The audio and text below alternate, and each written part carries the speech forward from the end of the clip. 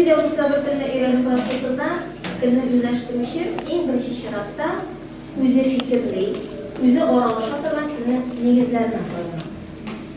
O üze oralaşatılan tilinin kalıplarına, formalarına koyanıp, öğrenilen tilini anlap, öğrenilen tilini anlap özleştirilmeye çalışır. Neticede tilini öğrenmişi iki tilinin de ortak hem ayırmalı yolları çalıştırıp oşa maksatına tez orada erişir. Galip, nadriketçi pedagog, koyum nasırı, oxşoş bulmagan til ko'rinishlerin çalıştırığını tilge öğrettiğinin en ötemli hem maksatga yarışlı olimlarning birisi deb sanaydi. Dünyada 7 minglab til var deb sanaladi. Lekin endi bu soni tugel, chunki qaybir tillar o'lab, qaybirlar yo'salg'ada keşfan kurayda bu yapmışamıyorsam hem onlarning her qaysinin bir-birisinden ayrılatan üz bilgileri, üz işaretleri var. Şunun bilen birlikten tillerinin umumiy o'xshashliklari da şartdi. Umumiy bilgilerinin buluğu, kardeşlik prinsibi boyunca tillerinin kardeş hem kardeş olmayan turkumlarga mümkünlük verir. Ama umumiy tomirdan bulmagan tillerde qobatlanmaz, ruhiy boylik saqlanan. Şunday tillerinin birisi Kur'an tili, Arap tili. Arap tili tatar tilinden ayırmalı olarak fiktif tiller turkumuna girer. Bu nerse degan nomada. Bu her sözün negizinde 2, 3 yoki 4 tartibdan turgan tomir yotar. Sözlerning ma'nolari maxsus forma, qoidalarga negizlanib yosaladi. Endi tatar tili Arap tilinden ayırmalı olarak aglutinativ, analitik til deb sanaladi. Bu narsa nomada demak söz yosaq ham sözlerni turlantirish uchun affikslardan, qo'shimchalardan foydalanamiz. Qo'shimchalar istib so'zlar yasaymiz.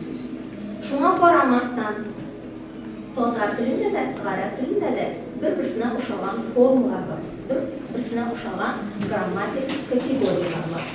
Shunday kategoriyalarning birisi tatar ham Arap tilinde erkalav, pishiraytu formasi. Arap şeyinde bu ismu tez g'ayr deb ataladi. Endi hozir bular bu formani nechik yosalasın? Arap tilindagi ko'pchilik 3, 4, 5 harfli tomirli ismlarni erkalav, pishiraytu formasına qo'yib bo'ladi. Endi tatar tilida esa erkalav, pishiraytu formasına konkret ismlarni maxsus qo'shimchalar yordamida yozamiz. Bular shik, qo'y-kay, kash qo'shimchalari. Arap tilinde ise erkalav, pishiraytu formasi 3 harfli tomir, fugaylun forması negizinde yosaladi.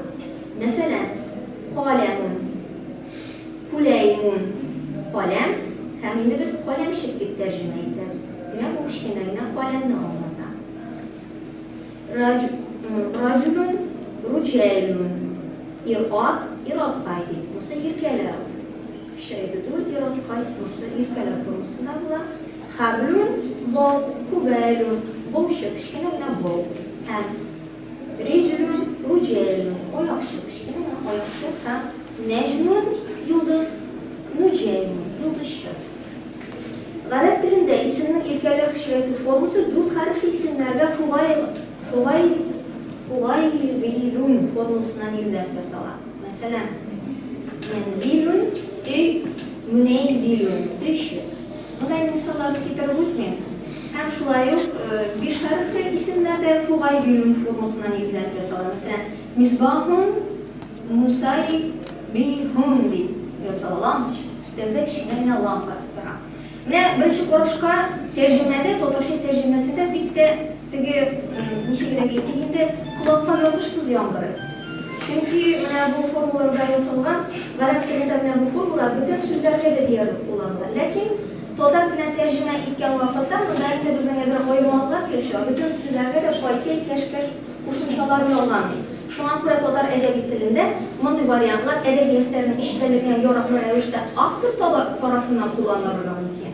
Hem ekiyetlerde yeyse suretle bir vakitte şulay söylem türünde diyalektlerde biz bu sözlerini kullanalım, hem uçurata alırız. Hem tatar tilinden ayrılmalı bularak Arap dilinde bir kukuna kişi isimleri erkalav, pishiraytu formasına gelir. Bir kukuna sahabelerin isimleri pishiraytu formasında, erkalav, pishiraytu formasında alıngan. Abu Hurayra'yı bizga kelib bo'lgan edi. Tog'in Junay, Zuhayr, Suhayrun, Ubaydun, Huzayrun, Husayn tercüme edilen. Bulay qarasha o'qiganda Husayrun tercüme Endi totar tilida ismlarga shunday o'qiladi, ismlar beradigan kesh qo'shimchasi da bor. Masalan, enikesh, sinilkesh degan qo'shimchalar shunday irkalar, kishirayki qo'shimchalar bo'lib turadi. Lekin tog'in mana bu qo'shimchalarni ayirmali bo'laroq bizning endi bu degan birinchi zot birlik son tortib qo'shimchalar ismlarga irkalar undashu ismlari bor. Masalan, bunda men shu bir valif tomonga misol keltiraman. Qorga aytdi opog'im, qo'yan aytdi botirim, voq aytdi motorim, kirpa aytdi yumshog'im, akishganing bola, shafqatli bo'l, sen bola. Mana bu endi grammatik yog'i bo'ldi, irkalar ham kishiraydi formasini. Lekin shunda so'roq bor. Qur'onda bunday formalar qo'shilmaymisan. Biz bularni qo'shib ham men birga tafsirlardan qarashdik. Qur'onni o'rganamiz ekanda. Hifz darslari shu darslarda kuzatuv bo'yicha irkalar kishiraydi qo'shimchalari formasi kullanılar ekan. Hem yumani topdim Hud surasining 40-oyatida Nuh payg'ambar alayhissalom o'zining o'g'lini indashqoni kuymaga shoqira ham bo'laydi.